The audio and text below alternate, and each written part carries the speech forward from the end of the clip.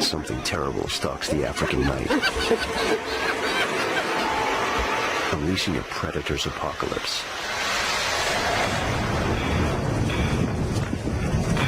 And an uneasy truce is about to explode into violence.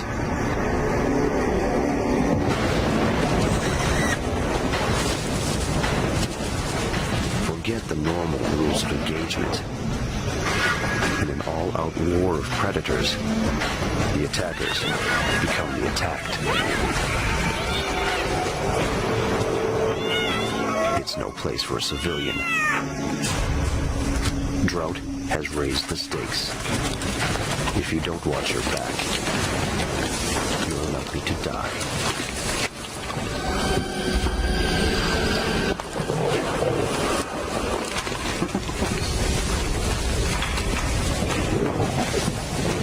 Desperation rules, and table manners are out.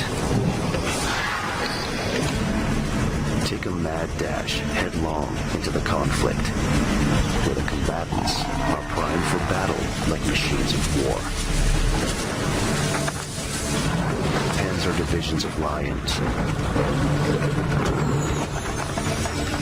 a deadly light infantry of dogs,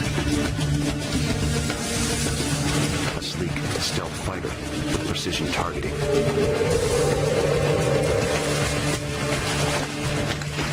Lethal special forces kill with cunning.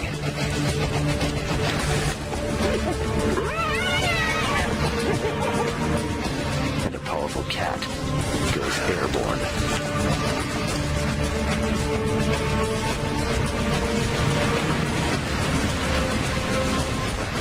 A lone correspondent embedded in the combat zone asks, which forces will get out alive when the predators go to war?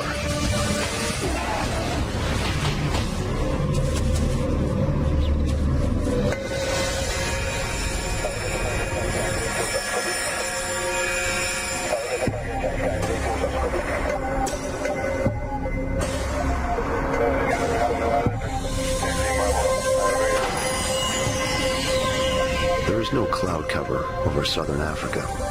Ideal conditions for battlefield imaging. No clouds mean no rain, and a relentless drought means tensions escalate. Clearly delineated territories collapse. Front lines shift from day to day.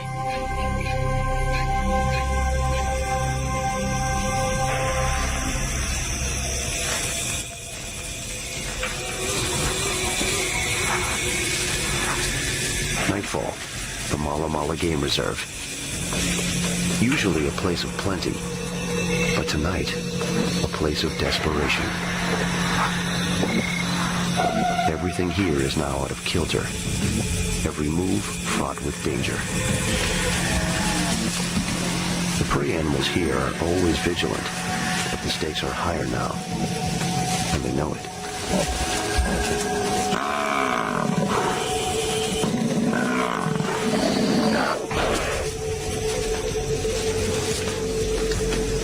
A lone warrior descends to the field of conflict, looking for meat.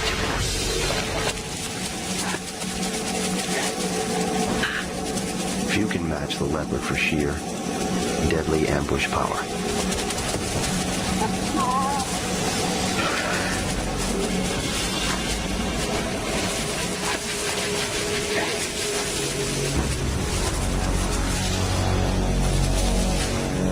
But every carcass is contested these days. Blood-curdling laughter announces the arrival of Mala Mala's hyenas.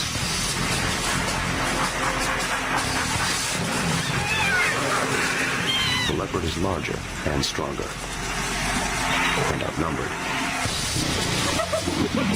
His jaws are powerful, but the hyena's jaws cannot crush any other mammals, not just the cats.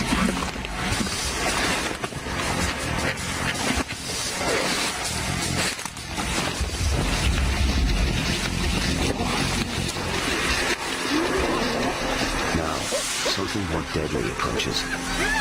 A killing force that drives even hyenas and leopards into retreat.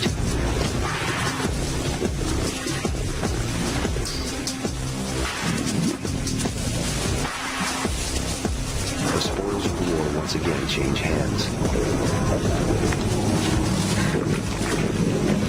It's too small a carcass for so many big cats.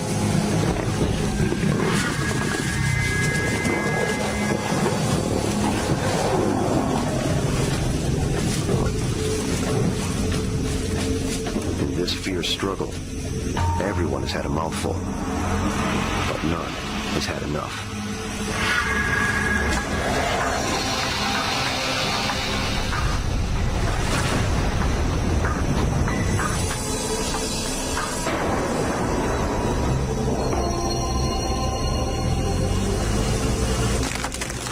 An observer has witnessed the escalation in tension.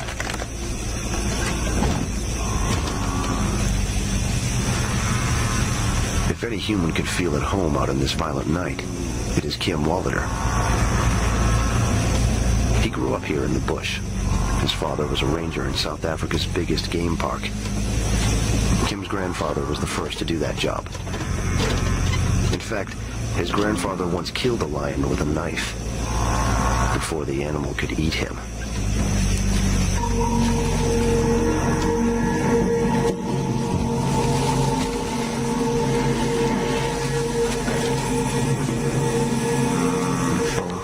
Pull each other's arm or grab each other's. A game ranger turned filmmaker, Kim is starting to feel like a war correspondent. Drought's getting worse. Animals are concentrating. Territories are breaking down. The predators are coming into contact with each other, and it's just resulting in a full-scale war.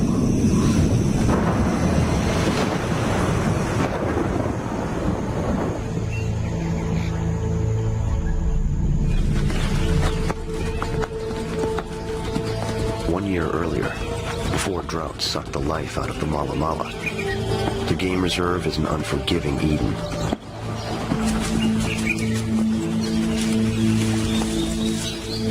The normal brutal economy holds sway. Fight to reproduce. Eat while the eating is good. Try not to get eaten.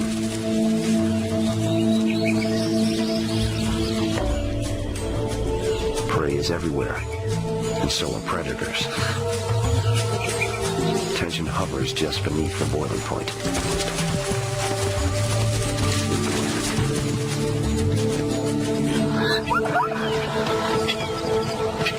Predators typically avoid upsetting the balance of power. Maintaining territories limits the violence. All understand the pecking order and respect superior force.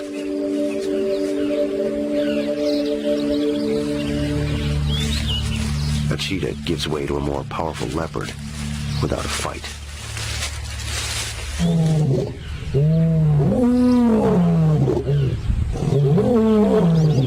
The lion, the great icon of Africa, can defend his territory while lying down. On a still day, his roar can carry 5 miles. This is no encrypted broadcast. It's peacetime psychological operations. PSYOPs. The roar tells rival male lions to stay away, and other predators that there's one king of the jungle here.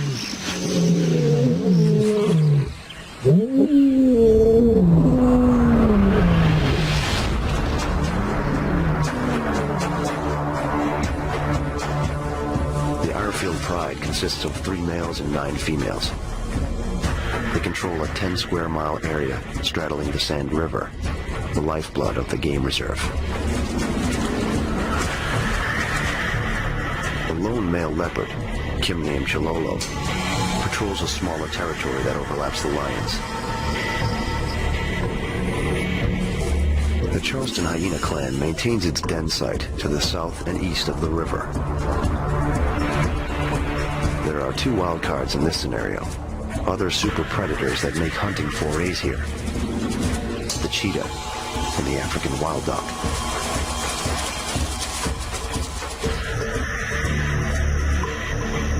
To Kim, the predators resemble modern-day fighting units, each with its own set of lethal capabilities.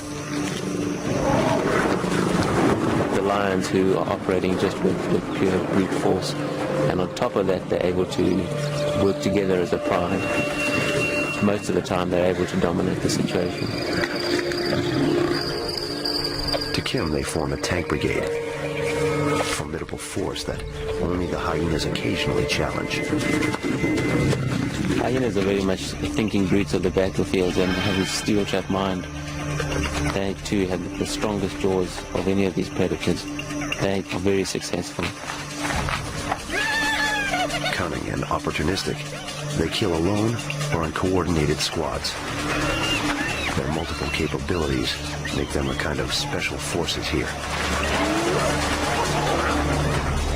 Then the leopards are the guys who will go into a third dimension where they take full advantage of hoisting their carcasses into trees and using them for safety as well. Like an airborne trooper, the leopard, Chololo, tends to stay above the fray. A skill that serves him well when things get ugly. Kim's covered Chololo for 4 years and knows he stands apart. He's a lone operator out here. But in wartime, is there safety in numbers? Or just a better chance you'll starve?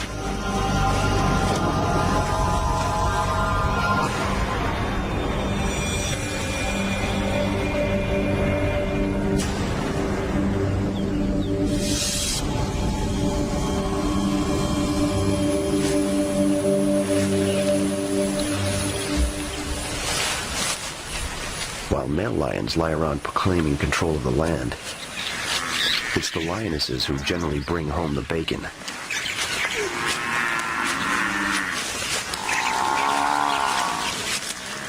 They're like a fast-moving tank unit, and they coordinate their attacks. Eating is another matter. Here it's everyone for herself.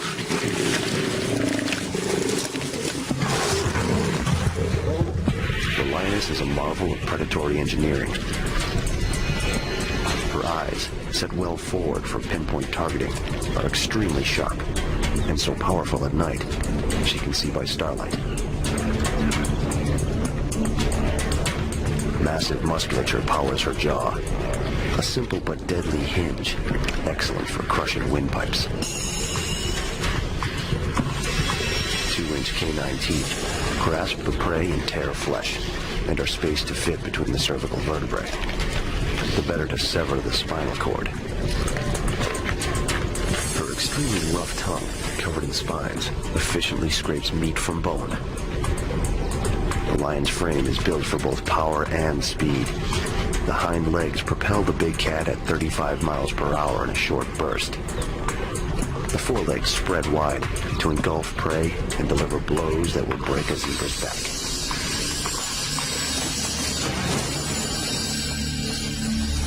But there's one group that rivals the power of the tank brigade. Hyenas. Long underrated and detested as cowering scavengers. Hyenas are smart and gutsy predators. They can bring down large prey and will readily take on even the strongest of their rivals, an entire pride of lions. A sloped and front-loaded body is built for swiftness and exceptional stamina. A massive chest and muscular neck power a jaw that puts even the leopards to shame. Sharp, pointed front teeth shred flesh. Back teeth crush bone. Stomach acids are so strong, the animal can even digest bone. Round, radar dish-like ears detect signals from miles away, making the hyena's hearing as acute as the cat's.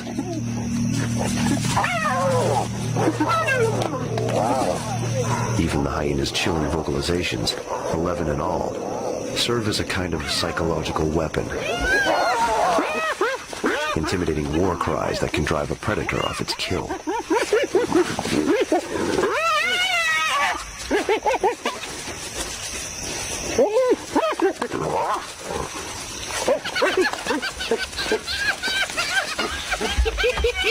Love it!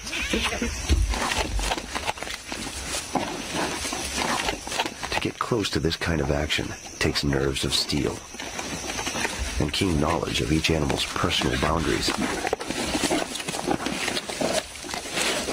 Kim's been covering these creatures for so long, he can get right in their faces.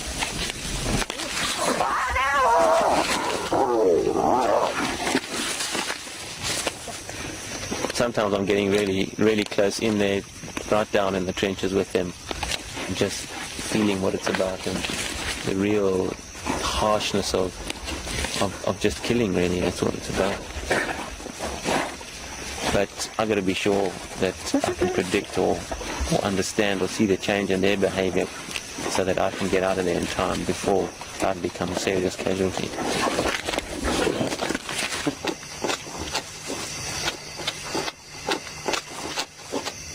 He's filmed the action for 11 years, but never been bitten or mauled. At least not yet. He's caught unprecedented glimpses of these great biological weapons of Africa. An arsenal of predation to rival the deadliest in the world.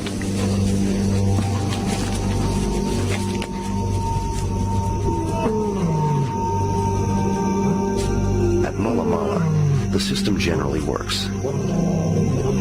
Pecking orders are clear, territories defined. The result is a shaky truce. It's always simmering here. Low-level skirmishing is a way of life. Full-blown war is rare.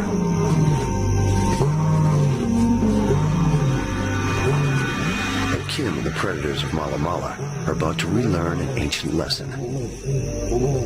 Only one true superpower maintains this balance.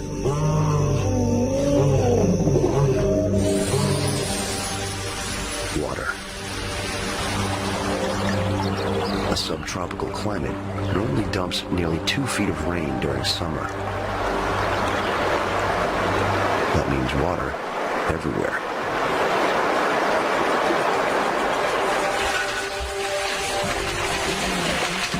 The Sand River rarely runs dry and is a prey magnet.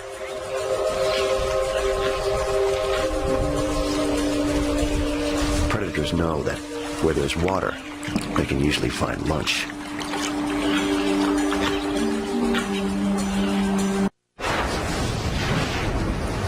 "6,000 miles from Mala Mala, a disaster unfolds. The Pacific Ocean contorts and becomes lopsided. Warm water piles up on its western edge.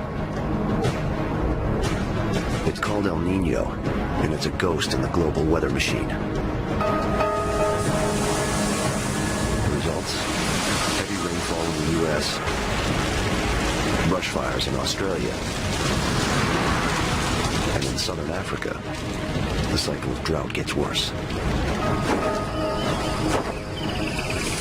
Yearly rains haven't materialized. What should be green has turned to dust.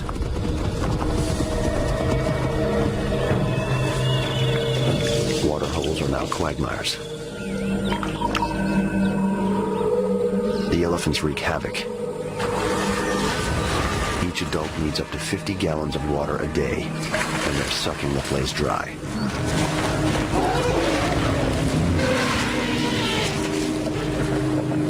For the fish of the Sand River, there's nowhere to hide.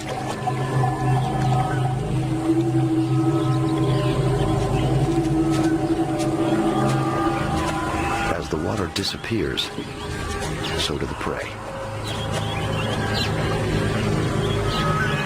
The Sand River has lived up to its name.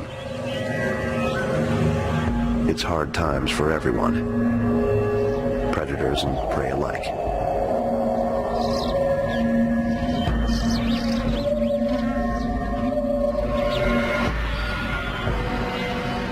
The very young suffer first. This cub starved to death. The lions of Mala Mala have been taking down only small prey recently. Intense competition at the carcass means that some little mouths get shoved aside.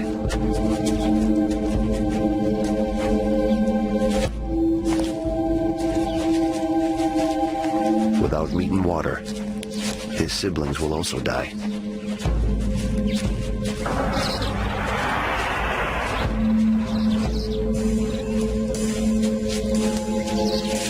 The cub's demise is an ancient enemy's grisly prize.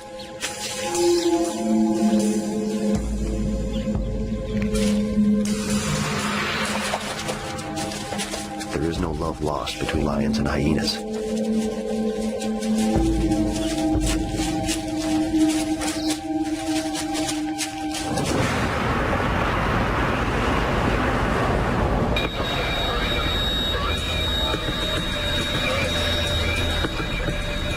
Out on his daily patrols, Kim sees tensions escalate along the predatorial borders.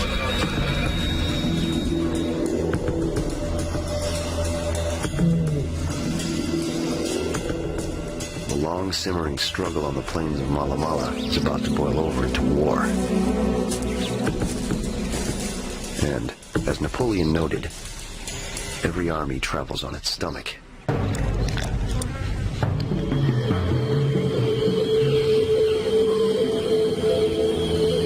It's the wet season in Mala Mala, but there's no sign of rain. And last year, the rains barely came at all. The situation is dire. Only one creature has the powerful hydraulic equipment to find water. With a sense of smell as great as its giant trunk, the elephant can sniff out water under the sand and excavate it for a few precious mouthfuls.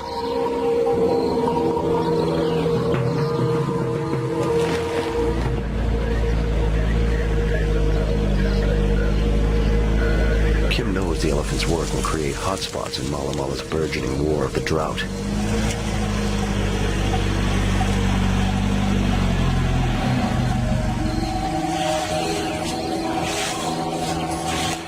All the water in the veld dried up several months ago, and even the sand rivers stopped flowing. But there's still quite a lot of water under the sand, and it's really only elephants that are able to get down to this water, and they dig these little holes, and this provides a lifeblood for all the other animals that need to drink.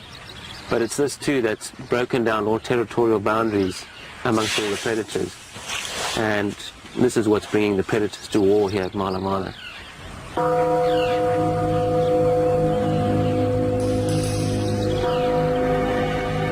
The holes should give him chances to film, but there are also places where Kim has to watch his back. Predators normally wouldn't dare approach a human. Hunger now emboldens them.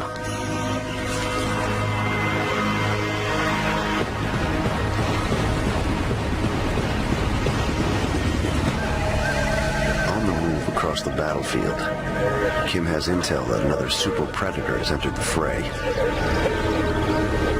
He's on the lookout for one very specialized fighter.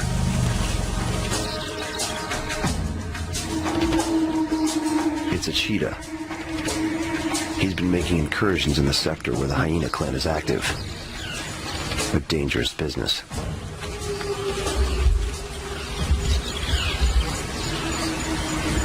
This jet-like killer has a lean and hungry look. But he knows to tread softly in this free-fire zone.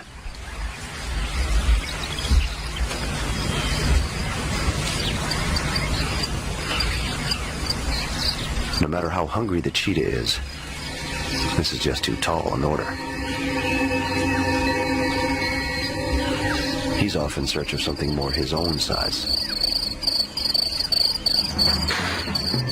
The Impala, a souped-up model of an antelope, is built for speed. It can reach almost 40 miles per hour.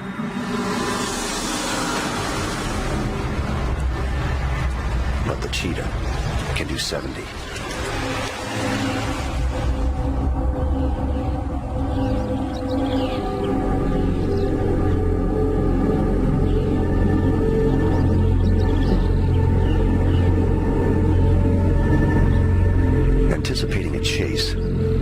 takes up his position. Capturing these two animals on film requires some pretty fast reflexes. The high price for all that speed. The chase ends in exhaustion. And when it's time to fight, this lightweight marvel is no match for any of the heavy predators.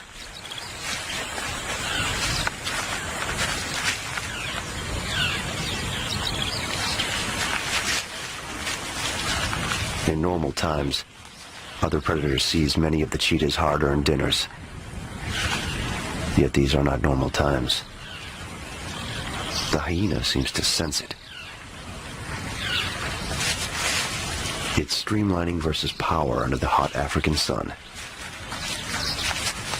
The cheetah's thin bones, small teeth, and small jaw versus the heavy-boned, deeply muscled, turbocharged jaw of the hyena.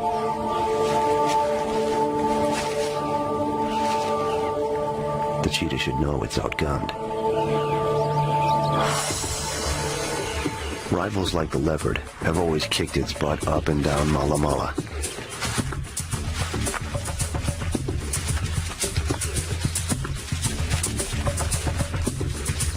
Of course, the leopard could never actually catch the stealth fighter of the plains. But he made his point.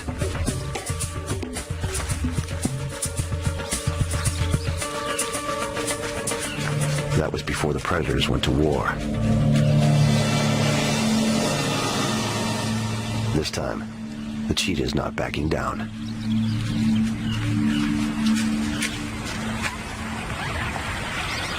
The cheetah calling the bluff on a hyena, I've never seen that before, and it's unheard of.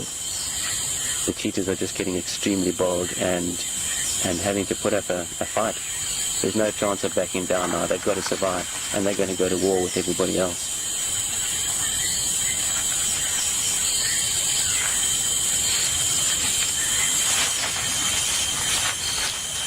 The hyena can't pull rank. The cheetah will not bow to superior force.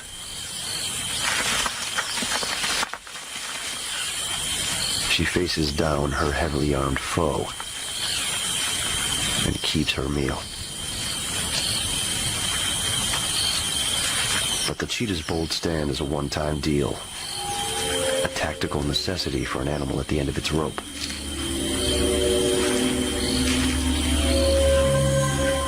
The carnivores of Mala Mala will take even greater risks before the dust settles in this predator's war.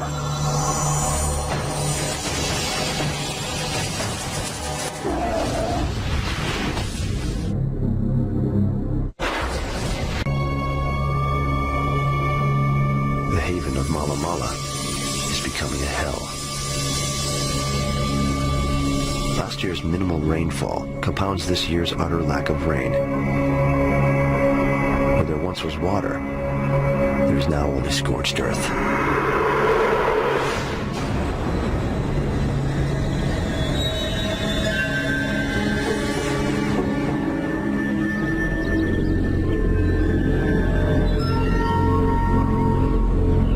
Battlefield conditions deteriorate. Along with water, boundaries between predators evaporate in heat that pushes 110 degrees.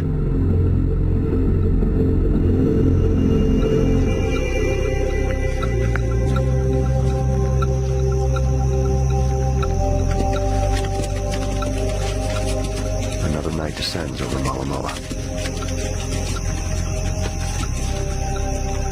The deepening drought ratchets up the pressure on all frontline combatants.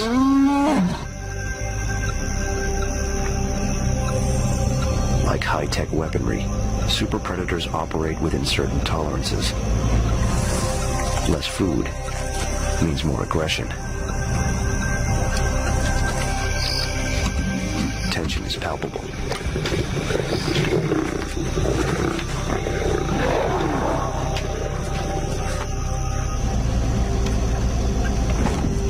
Tonight, Kim hopes to shadow the forces of the Irefield Pride.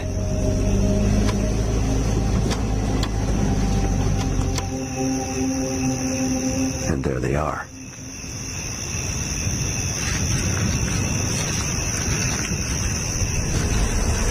Lions specialize in night attacks, as Kim knows from long experience.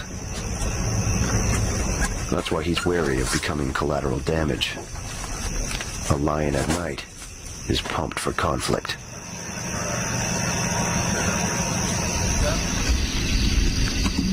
The lions are on the move at the moment, and I'm just trying to get myself into position.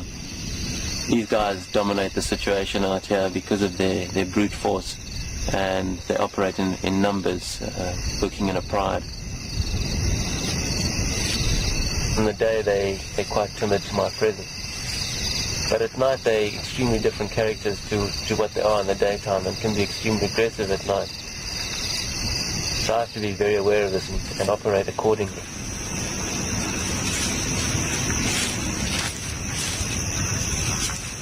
The lions are headed straight for him. Emboldened by darkness, they paint a new target.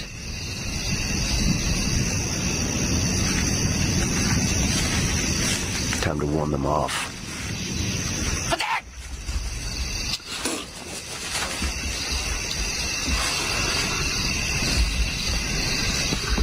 After looking Kim over, the pride apparently decides there are less noisy pickings elsewhere. Kim trails the lion's nighttime incursion.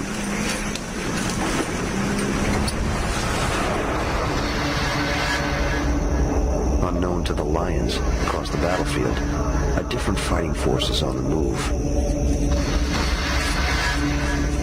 It's the hyena clan, out on night patrol. Females lead this squad. The leader, like all female hyenas, is larger and fiercer than any of the males.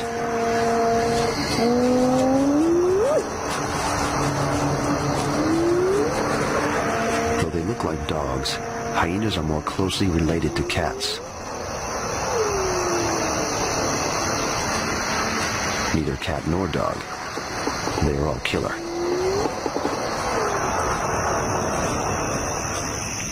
The lions, meanwhile, are having no luck. The king of beasts doesn't know to stay downwind of its prey, so the pride's scent is spooking everything.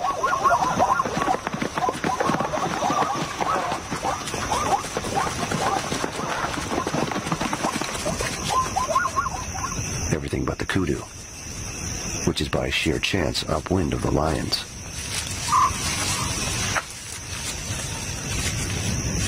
An antelope distinctive for its size and magnificent horns, the kudu has large, keen ears.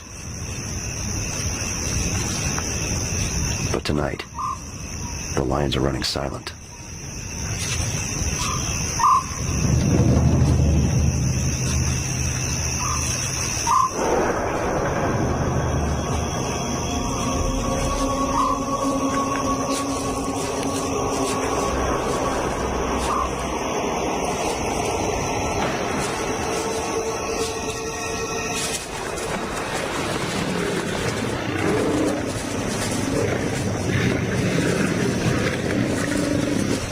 Is a windfall, larger than the impalas the pride has been bringing down lately. But it won't satisfy a dozen adult lions, let alone uninvited guests.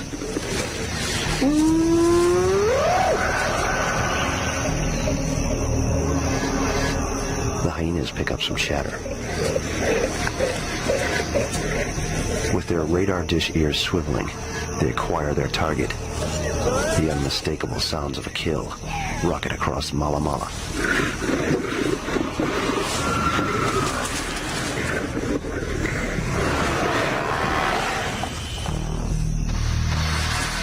Now they take off across the battlefield.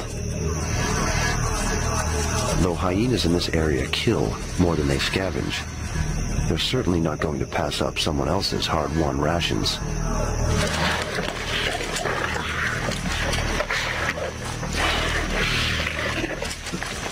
To be killed by lions is not a good way to die. Their carving tools are efficient and merciless.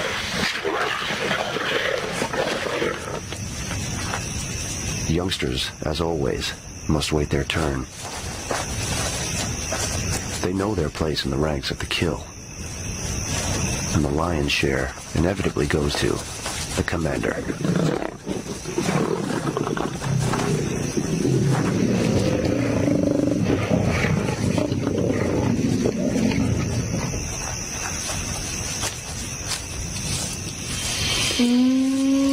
But here come the hyenas.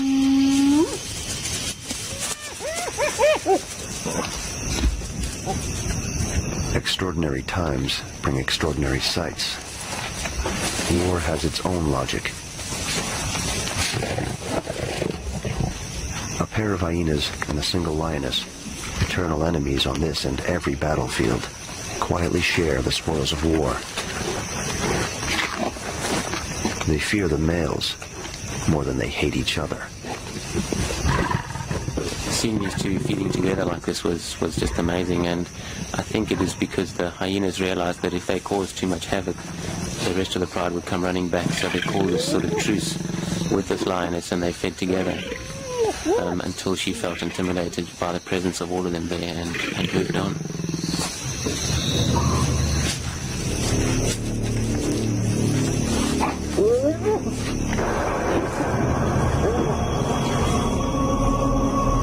The truce will not last long, Kim knows. Until rain knocks tensions back to a simmer, Mala Mala marches towards chaos.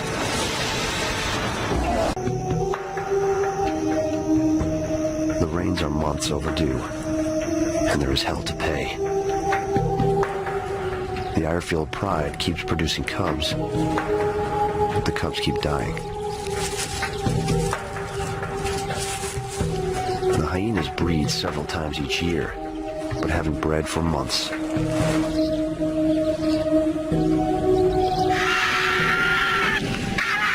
High above the battlefield, the symbol of death hangs in the sky. But even a symbol has to eat.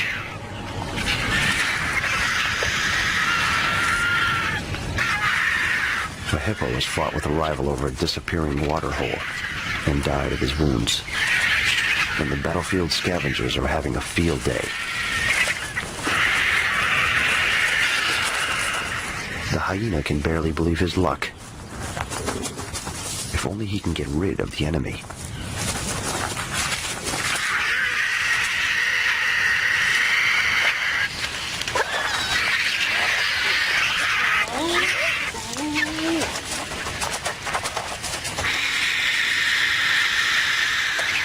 Vultures are an overlooked force on this killing ground.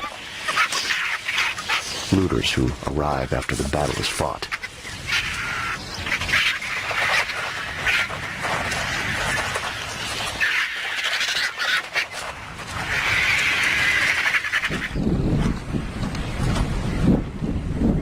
Nearby, a squadron of white-backed vultures has cornered a cheetah and her yearling cub. Their objective? An impala the big cat's just killed. The mother cheetah eats while the eating is good. Her youngster, too green to know better, tries to chase off the poachers.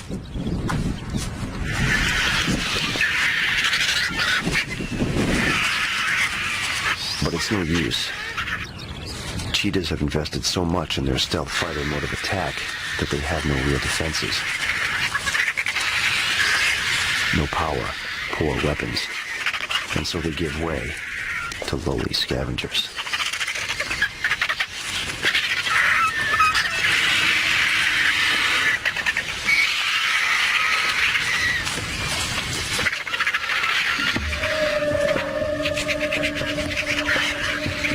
The brutal pressure in this combat area is too intense for the cats. They push on in search of a more forgiving place.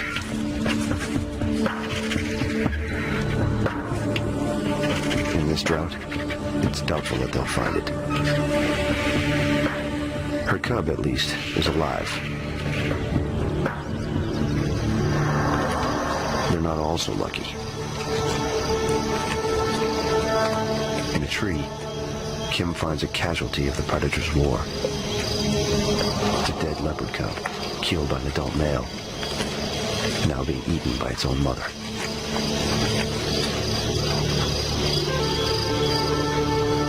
As always, the hyena shadows the leopard and reaps his gruesome reward.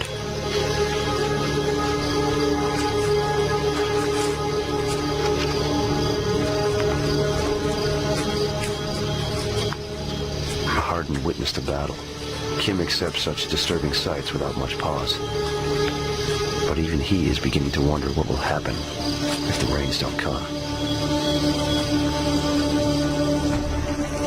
Well, the drought is really soldiering on now and getting intense, putting major stress on all the animals, the predators and the prey.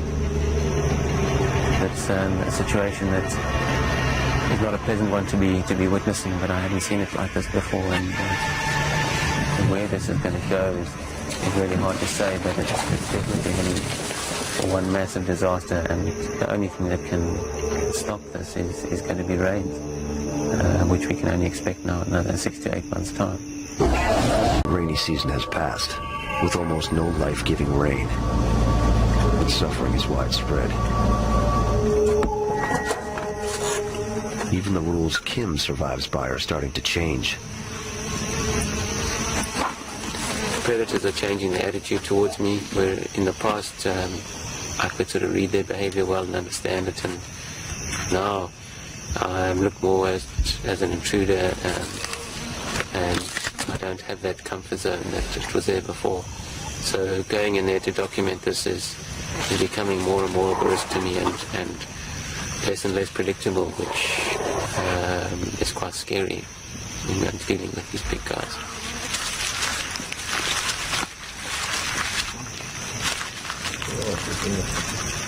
But as risky as it is for this observer, he knows that it's the combatants who are paying the price.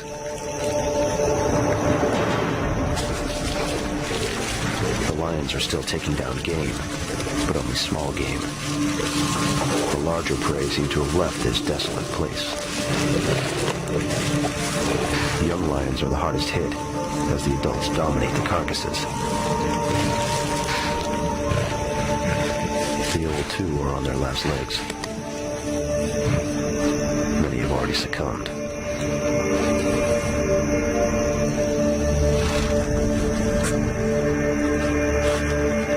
The super specialized cheetahs, outmatched and outcompeted, have abandoned Mala Mala altogether.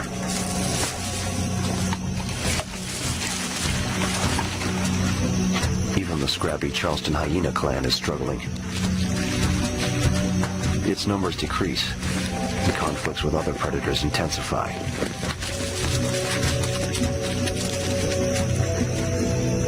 But Kim's old comrade seems to be thriving. Chololo. Kim has tracked him through the drought and is surprised to see he's still a killing machine.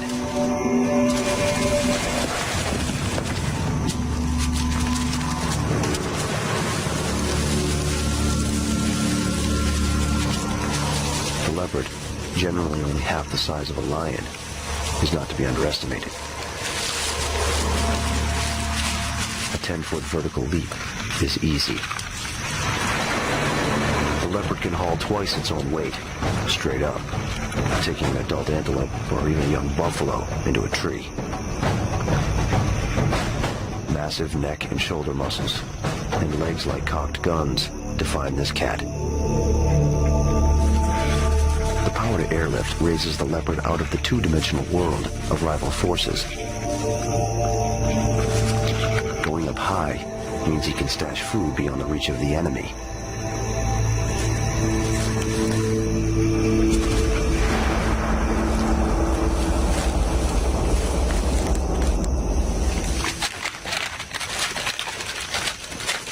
With the predators at war, Chololo gets his prize off the battlefield as quickly as possible.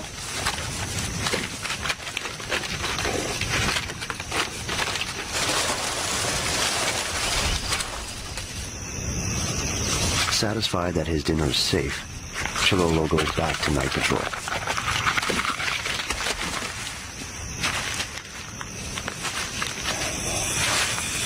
This time the leopard moves on, without his embedded companion.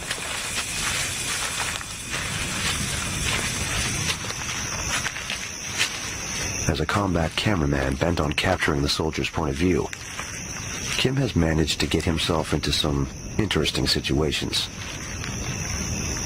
His camera sometimes captures more than he bargains for, and a shadow moves under the tree. It's the hyenas. The warriors seem bewildered by Kim's new position.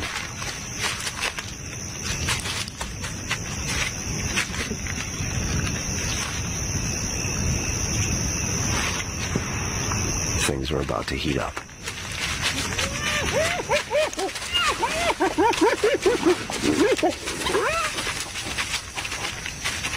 The new face in Kim's viewfinder is a hungry lioness.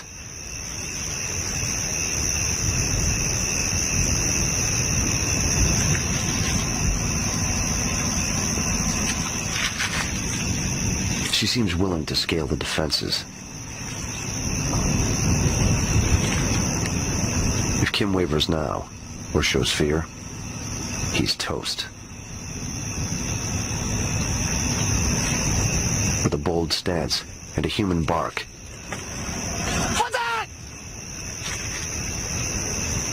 the lioness retreats.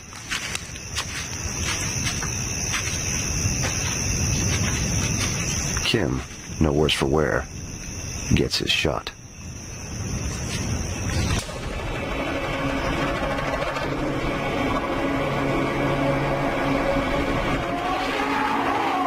A war correspondent's life in this drought-ridden place is dangerous. As careful and as experienced as Kim is, his vehicle testifies to the brutality of life in the bush.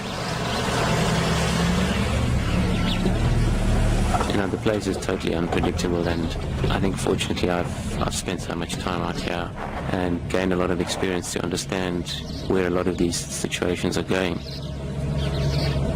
I'm getting out of my vehicle to get those low-angle shots. I'm not just doing it for the fun of it.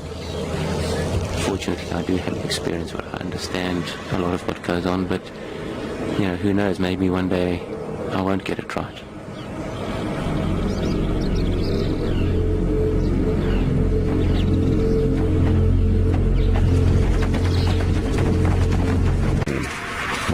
Is now scorched by heat.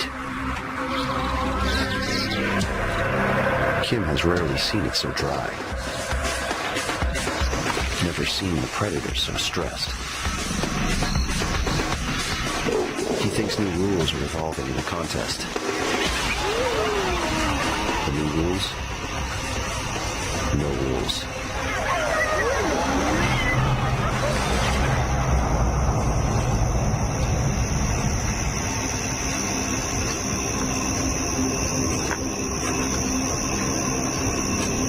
Hyenas, the cackling opportunists of Mala Mala, quickly adapt to the chaos.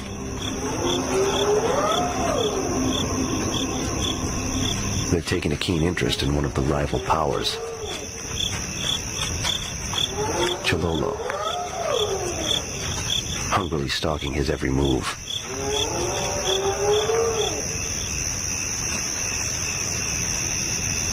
But it's not the big cat they're after.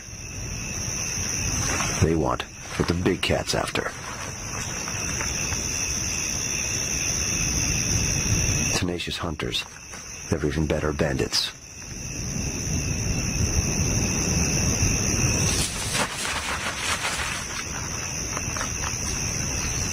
Chololo's feeling the hyena heat. He quickly muscles his latest meal into the nearest tree before he's even finished killing it.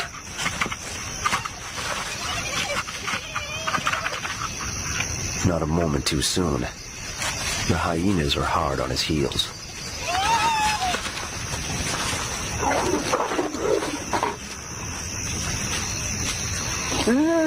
But Chololo may have miscalculated badly. And the hyenas are making their own calculations. The leopard has chosen too low a branch. A costly lapse in judgment in the predator's war.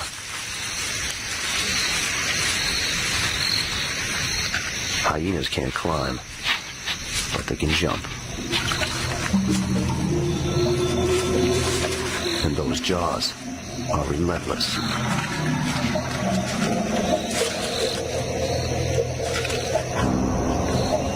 The hyena jaw exerts nearly 1,000 pounds per square inch of biting pressure, and a stubbornness to match.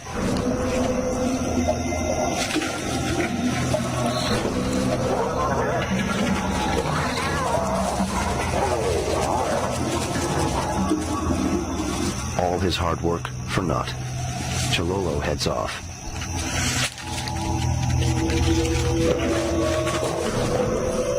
And in the nick of time.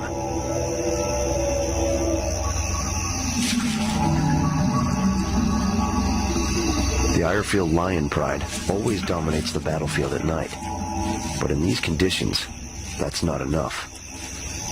No rules means more risks.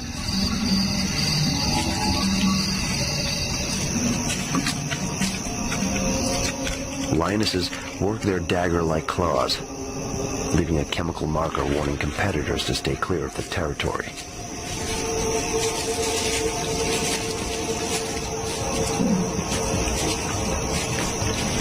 Tonight, the air rumbles with the promise of tons of meat on the hoof. Meat the increasingly gaunt lionesses badly need.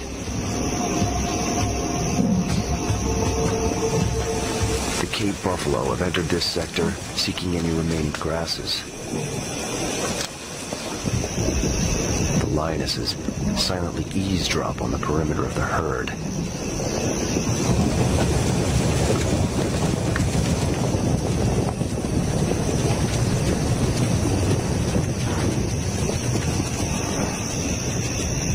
Now, Kim is caught with the besieged, surrounded by bad-tempered buffalo.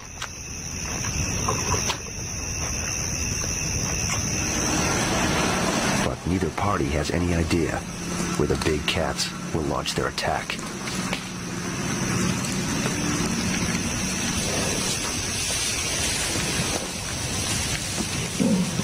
Buffalo rely very much on safety and numbers, and at the moment there's a crowd of lions circulating and just trying to find the weaker individuals.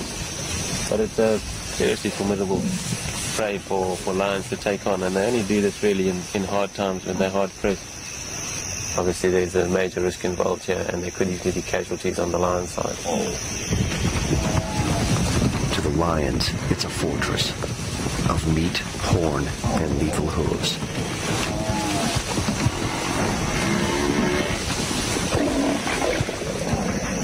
The herd, picking up the distinctive scent of lion, begins to spook.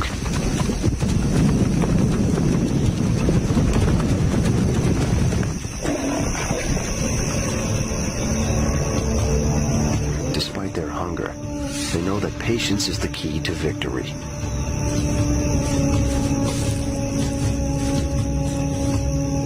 The lion has built-in night vision.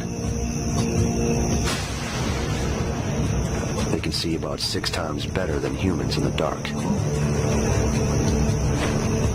Still, they hesitate. They know that going after Cape Buffalo can be a suicide mission.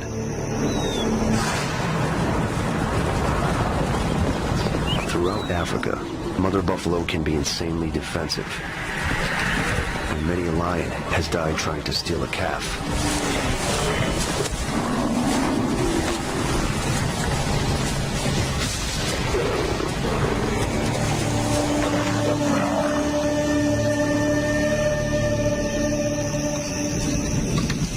Now the lions carefully consider their plan of attack as the buffalo settle back into foraging.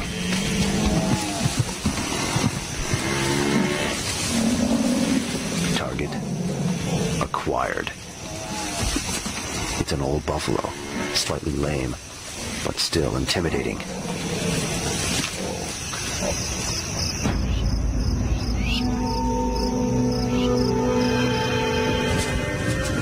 As the lions begin their attack, the rest of the buffalo herd takes off, abandoning the old buffalo.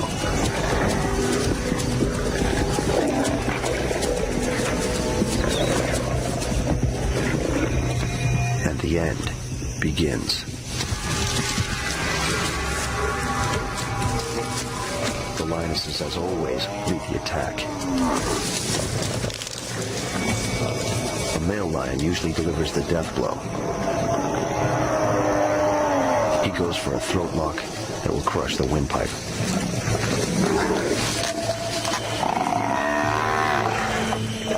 But the prideful lions get a surprise. A rescue force returns. The buffalo have regrouped and counterattack.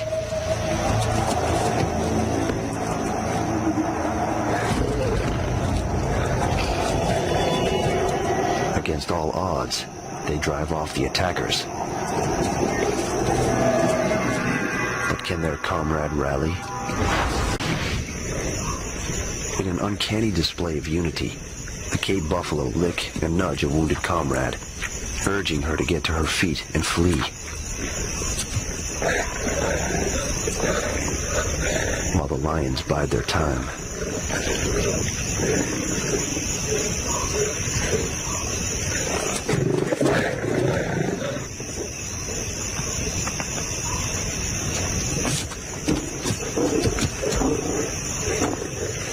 The embattled buffalo makes a valiant struggle to regain her footing. But she is too old and has lost too much blood. An old soldier looks death in the eye, but finds no strength to continue the fight.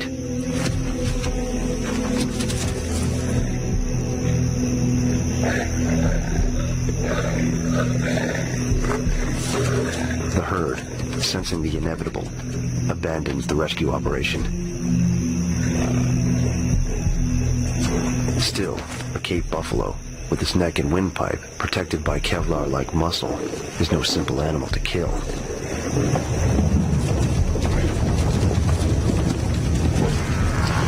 Out here, old soldiers don't fade away.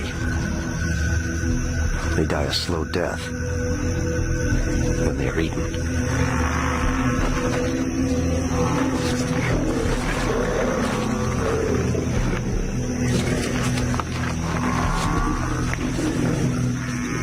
This grim, drawn-out death for the buffalo means life for the lion cubs. With the pride bringing down only small prey for months, they've been starving.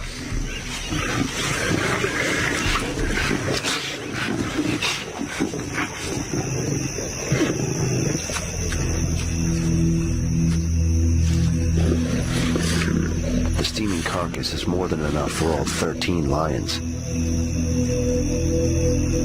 The dagger jab of the drought is parried for one more night.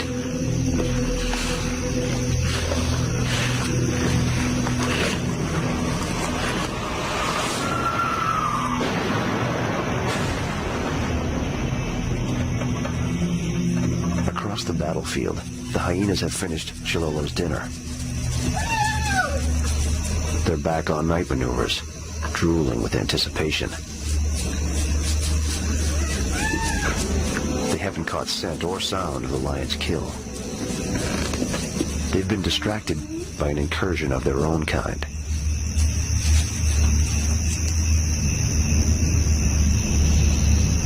It's a nomadic hyena,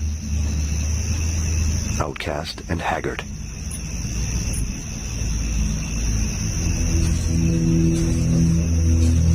For a moment, it seems that the hyenas will simply check it out and leave it alone. But that is not the hyena way.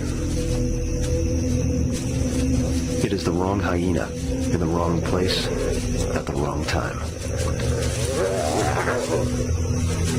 Harassment gives way to all-out attack.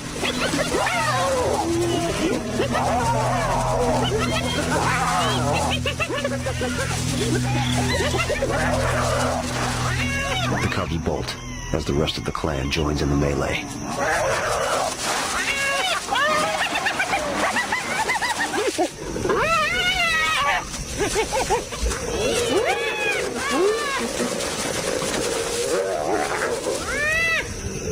Abruptly as the torment began, it ends.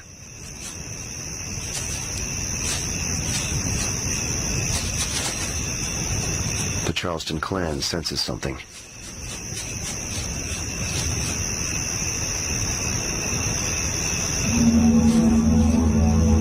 It's an advance guard of the Iredale Pride, a notorious hyena killer. The hyenas scatter, with lions on their heels.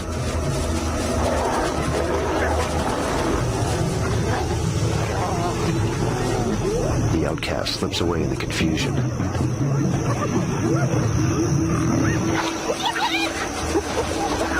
The male lion continues to hunt down the hyenas.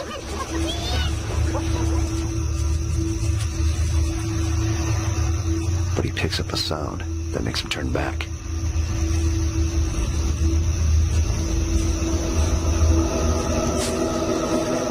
It's one of the Charleston clan's cubs, wounded and abandoned.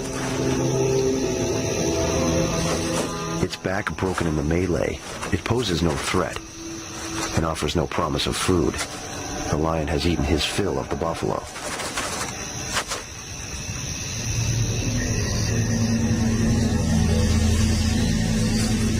But this hyena cub's fate is sealed.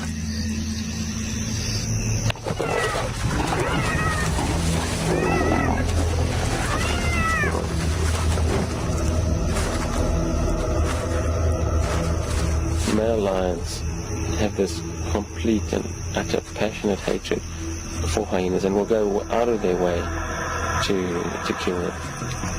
He must have held on for 5 minutes, strangling this poor little thing. It had been dead probably after the first minute, but he was making absolutely sure that there was no life in it.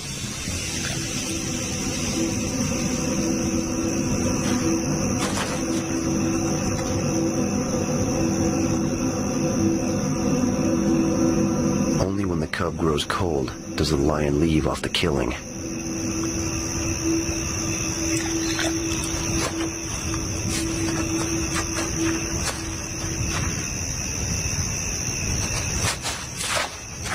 He leaves a calling card, scratching his mark in the turf.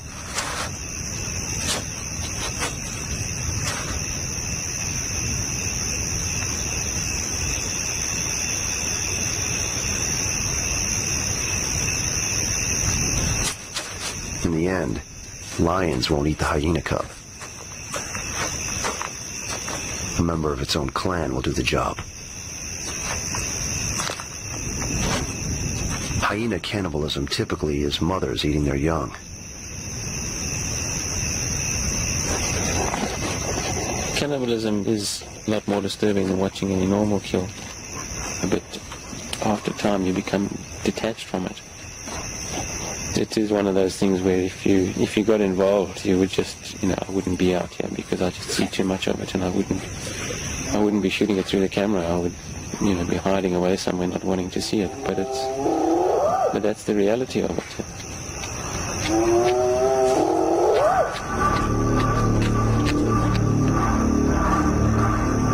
The reality is that it can get worse. The spiral of carnage can twist even further down. Some brutal, natural limit has yet to be reached. But then, electricity splits the South African sky. Kim can only wonder if this means the end to the long nightmare.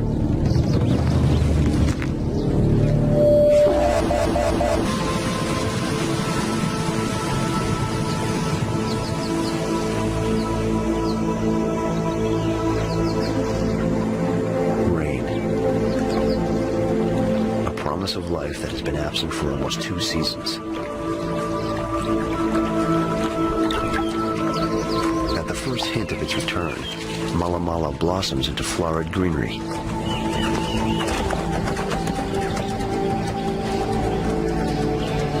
But the promise is false. In only days, all the water has disappeared.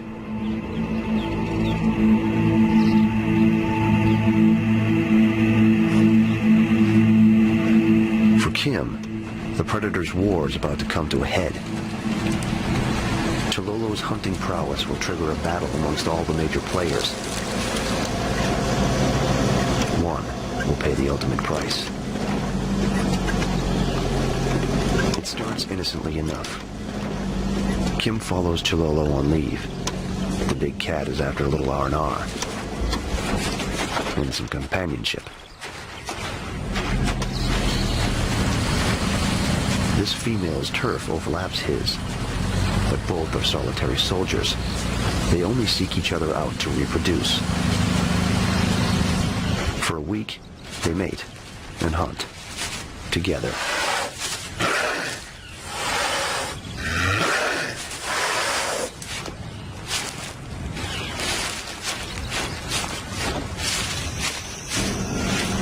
Taking her cue from Chilolo, the female seems to accept Kim as part of the scenery. She also lets Chilolo take the lead on the hunt.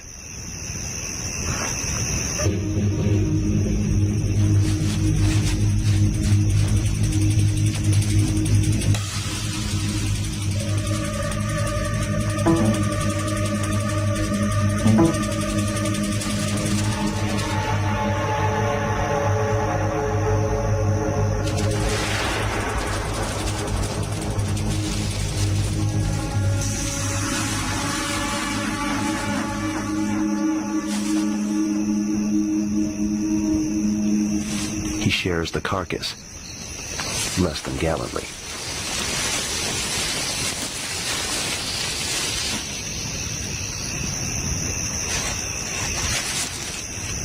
They settle in to eat. A couple of mouthfuls, though, and she seems uneasy. She leaves Chilolo and the carcass. With good reason.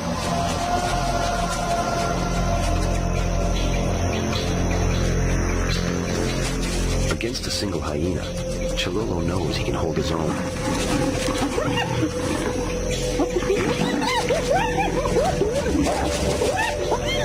While Chilolo brandishes teeth and claws, the hyena wields his psychotic shriek and his infamous jaw.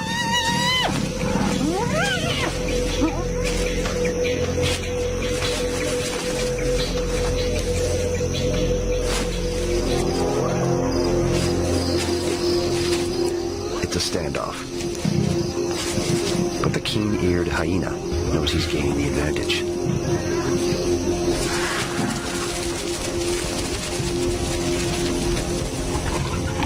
Another hyena takes a shot at the carcass.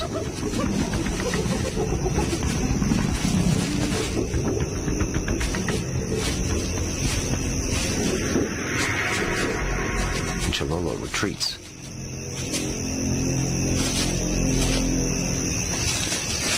The hyenas celebrate their victory by dismembering the carcass. But victory is short-lived out here.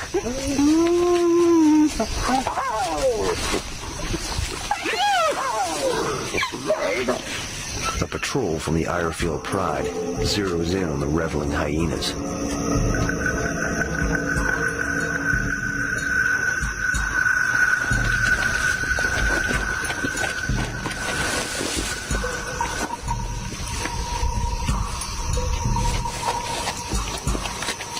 The lead lioness surveys the field, assesses the enemy's strength, charges.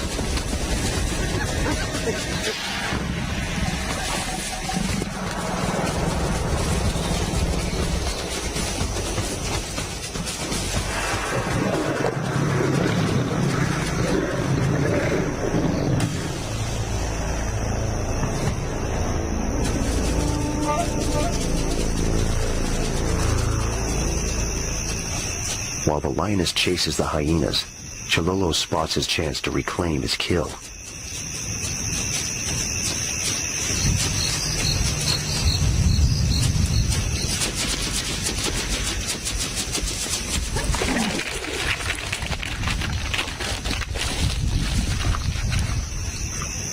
In a flash, he's got the carcass and himself off the battlefield.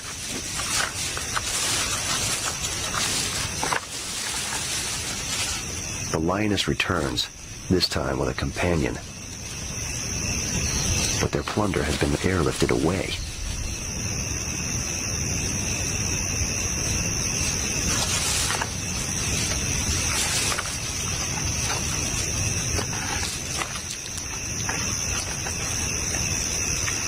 It's too much for the lead lioness.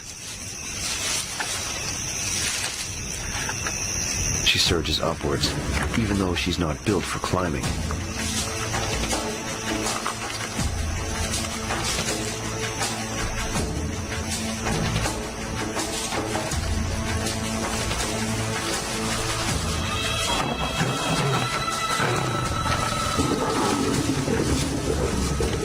It's a treetop skirmish in the battle of the big cats.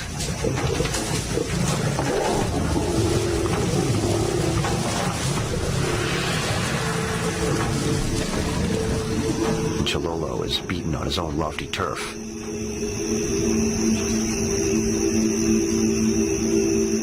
Worse, he's trapped up here with the spoiler.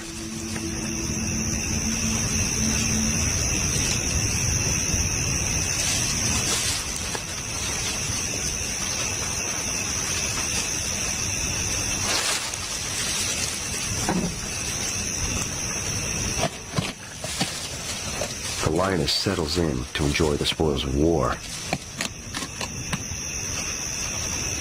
Her earthbound companions pace anticipation.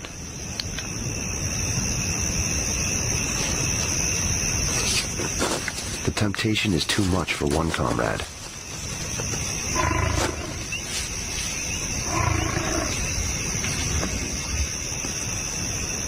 She thinks better of it.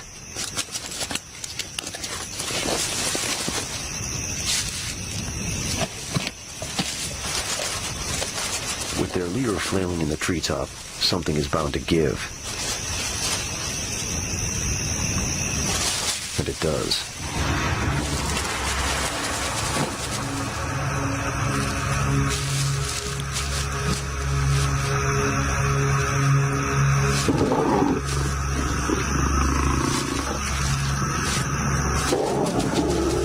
With the ground crew occupied, Chilolo makes his break.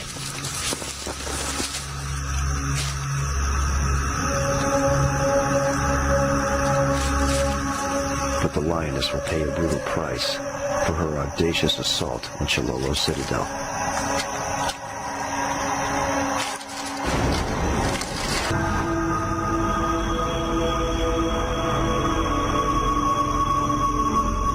Morning dawns on the dead lioness, her back broken in the fall.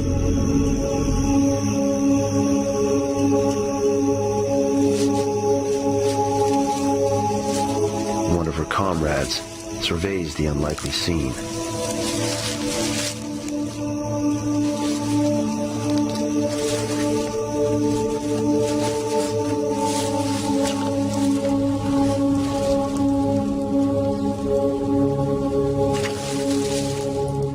In a world run amok, curiosity quickly turns to cannibalism. Probably my most shocking moment was that lioness breaking her back in the tree, where just, horrific to see her there, and then to see her mates literally come and feed on her because of the stressful times that they were in. They were taking advantage of a carcass. The Mala Mala Game Reserve has gone nearly a year and a half without significant rain. To Kim, the animals have reached the limit. This is rock bottom.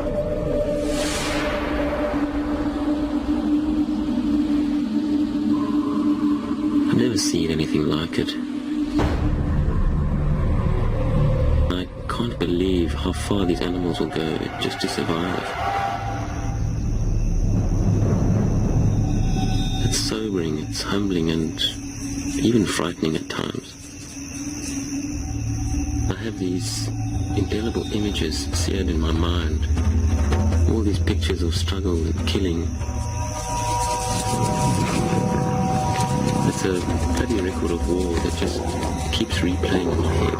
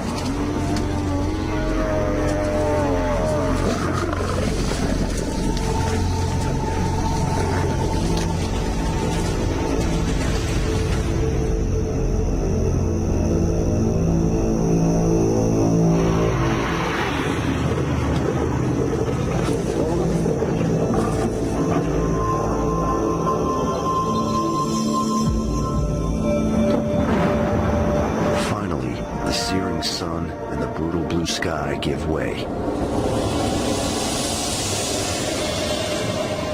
And the heavens crack wide open.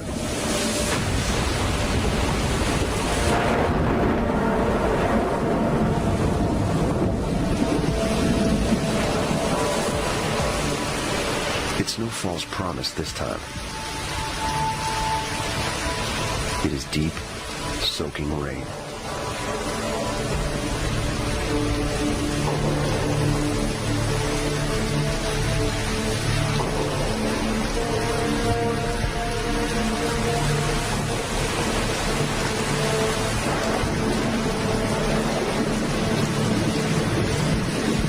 After days of rain, Mala Mala begins to right itself, and a kind of normalcy returns.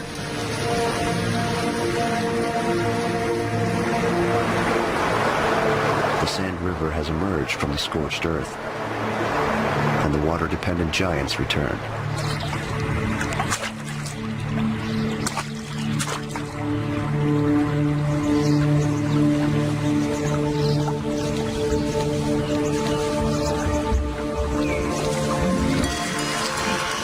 For the survivors, it is as if the drought never happened.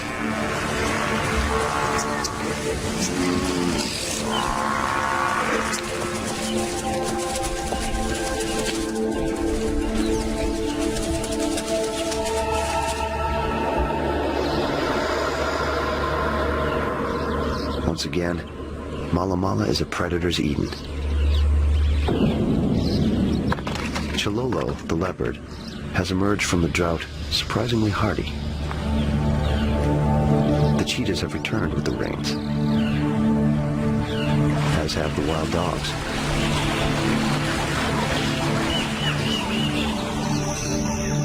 The Ironfield Pride has suffered some terrible losses among their cubs, but the survivors are quickly becoming sleek and healthy. The Charleston Hyena clan didn't breed at all during the drought. But now they're rebuilding with a new litter.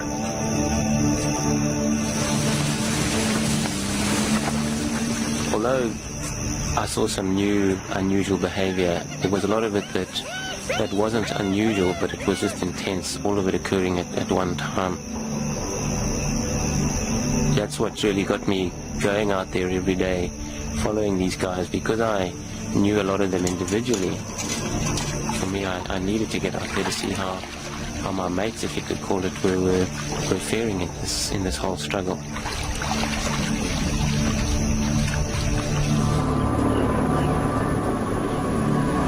It's hard to believe that anything good could come of what really has been a kind of war. But all these terrible events will eventually strengthen all the different parts of the system. Only the strongest survive.